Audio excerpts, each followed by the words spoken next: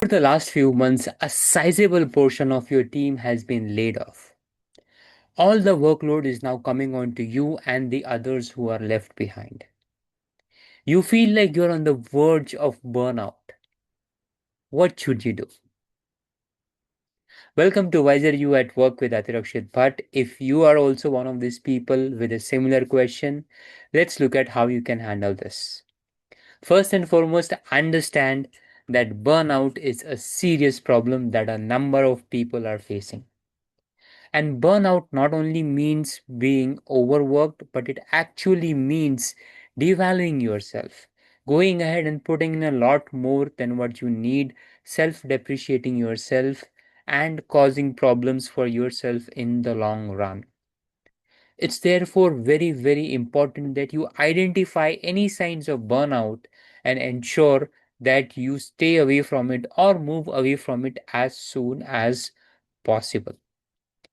Now, before we look at what are the steps that you can take to move away from burnout or to ensure that the impact of burnout is minimal, I would request you guys to go ahead and subscribe to this channel so that you can look at more such videos that help solve your day to day problems. Now, let's look at what are the different things that you can do. First and foremost is to set clear boundaries. Now, all of us understand that a lot of layoffs have happened, a number of team members have been let go, and you consider yourselves to be one of the fortunate people to be left behind. In spite of this, always remember to set your boundaries. Let it be clearly known to the organization what is the time that you are working and what is the time when you will be off.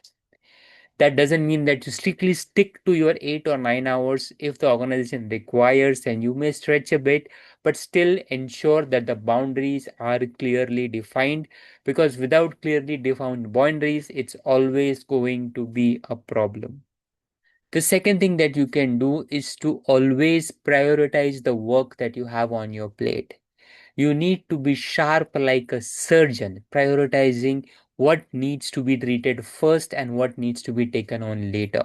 Focus on getting work that has a higher impact, or rather, doing work that has a higher impact and a more visible outcome as compared to other small tasks which might not be visible to many people. So that when things count, they know that you have done the task which has led to more and better outcomes to the organization. Third thing is start saying no strategically. Don't say no to each and everything that comes your way. At the same time, do not end up saying yes to everything. Be wise enough to understand what are the things that you cannot say no to and you have to take on, and at the same time identify things that are not important enough for you to say yes, and ensure that you are not always overloaded with what's there on your plate. Fourth thing that you can do is to be very clear with your manager. Let your manager know all the things that are there on your plate. Let him or her know how much time you are going to take to finish the things that are currently there. And then, based on how much workload you have already got, he can suggest giving something more to you. But as long as you're not being clear to your manager and letting them know all the things that are there on your plate, it's going to be difficult even for the manager to ensure that you do not get more workload. And the fifth and the final thing is to build your peer support. Now, obviously, since a number of people from the team have been laid out, all of you would be facing somewhat similar problems. So ensure you are able to talk to your friends or your colleagues also have a place and a safe place for them to go ahead and express their opinions and let their hair down and maybe rant a little bit, but to get it out of their system. So ensure that you have the entire peer support and are able to help each other through these difficult times.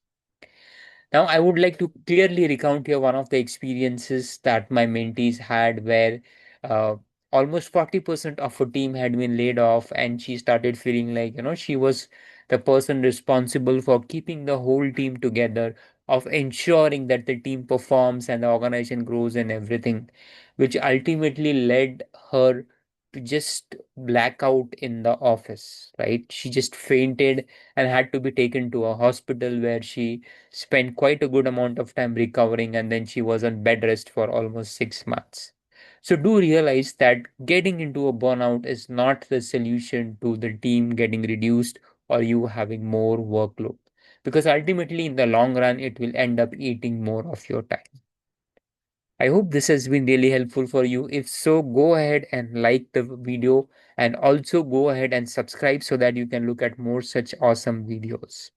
If you have some similar questions or issues that you want to discuss, go ahead and drop me an email on the email ID given below. That's wiseryouatwork@gmail.com. Share your experiences, share your questions, and I'll go ahead and try to answer them. Also, if you like what you have seen, I linked a couple of more videos here that are answering equally critical questions. Go ahead and look at those videos. Adirakshit signing off.